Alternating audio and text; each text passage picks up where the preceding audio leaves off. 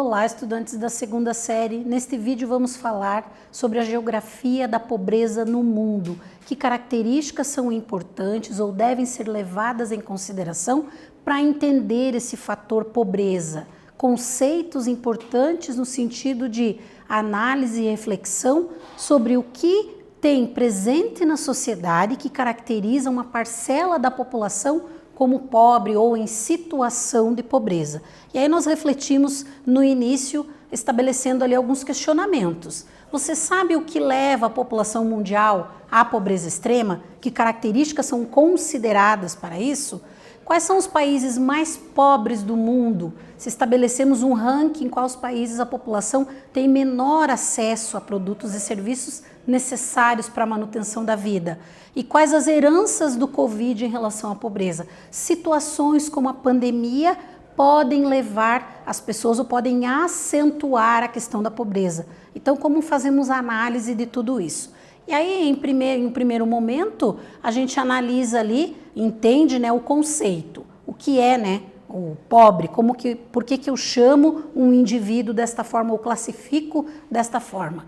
É a pessoa cujo nível de renda ou consumo per capita, ou da sua família ou domicílio, né, fica abaixo do mínimo essencial para suprir as necessidades humanas básicas. Quando a renda não permite o mínimo necessário para a vida, então essa pessoa é considerado pobre.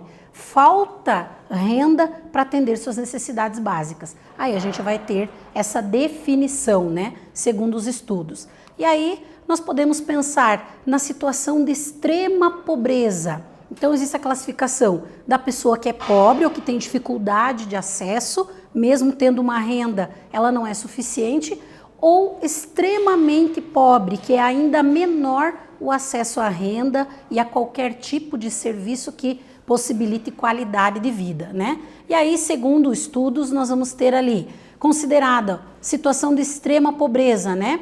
Quem dispõe de menos de 1,9 dólares por dia, ou seja, em torno de R$ 162 por mês para viver. Qual indivíduo consegue manter o mínimo de qualidade de vida ou o mínimo para atender as necessidades básicas, nem chega a ser qualidade, com R$ 162 por mês? Não há essa condição, então ele é considerado extremamente pobre. E quando eu classifico como pessoas pobres, né, indivíduos que são pobres, são aqueles que têm uma renda per capita equivalente a R$ 436 por mês. Então é uma quantidade que também não vai suprir as necessidades mínimas básicas desse indivíduo ou dessa família, desse grupo de pessoas. Importante pensar. E aí, quando a gente pensa na classificação de países ricos, países pobres, ou países onde a população tem maior ou menor acesso a produtos e serviços que atendam suas necessidades, nós vamos ter um cenário onde América Latina, continente africano e parte do continente asiático apresentam ali países com os menores índices de qualidade de vida ou de acesso da população a produtos e serviços. Então há necessidade de avançar muito nesse sentido ali para melhorar essas condições de vida. As imagens mostram para nós situações, por exemplo, de moradias precárias ou de falta de saneamento. O acesso, por exemplo, à coleta de lixo é um serviço que faz parte do saneamento. Quando não há isso, a gente classifica essa população como extremamente pobre, né? Faltando ali o necessário, o mínimo necessário para essa população.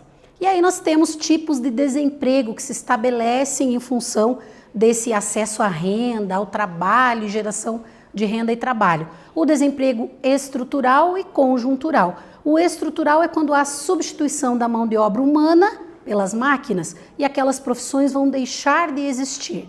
E o conjuntural é no caso, por exemplo, de uma crise econômica, de uma situação momentânea que vai gerar ou vai elevar as taxas de desemprego, mas quando retomar essa questão para a normalidade, vai melhorar também a condição de vida da população.